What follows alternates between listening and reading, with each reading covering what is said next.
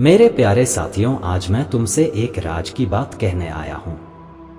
तुम सोचते हो कि तुम्हारा रुक जाना, तुम्हारा पिछड़ जाना तुम्हारी हार है, लेकिन सच्चाई ये है कि यही ठहराव तुम्हारी जीत की तैयारी है। क्या तुमने कभी मिट्टी में बोए हुए बीज को देखा है? वो बीज अंधेरे में दबा हुआ चुपचाप सोता है। कोई नहीं जानता उसके भीतर क्या चल रहा है, न लेकिन किसान जानता है वक्त आने पर वो बीज मिट्टी को फाड़कर ऊपर आएगा, अंकुर बनेगा और एक दिन खेत हरी चादर से ढक जाएगा। आज तुम्हारी जिंदगी भी उसी बीज जैसी है। तुम्हें लगता है कुछ नहीं हो रहा, पर वास्तव में तुम्हारे भीतर क्रांति की तैयारी हो रही है। समय तुम्हें तैयार कर रहा है। याद रखो, अगर मंजिल बिना तैयारी के मिल जाए तो वह टिकती नहीं। इसलिए तुम्हें संघर्ष दिया गया है। संघर्ष तुम्हें तोड़ नहीं रहा, बल्कि तुम्हें भीतर से इस्पात बना रहा है।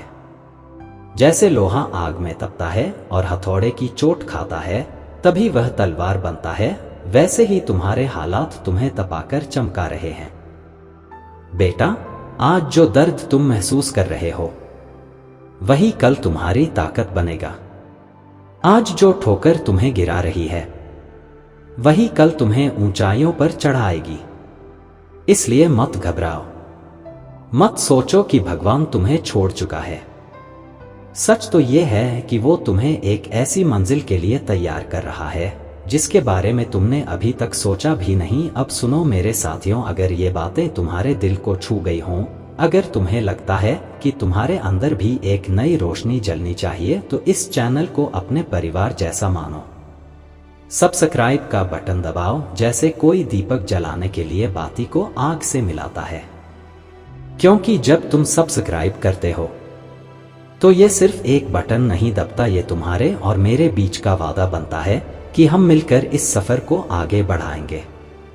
जब भी तुम्हें लगे कि सब कुछ खत्म हो रहा है, तो याद करना, बीज मिट्टी में दबकर खत्म नहीं होता, बल्कि वहीं से उसका नया जन्म होता है।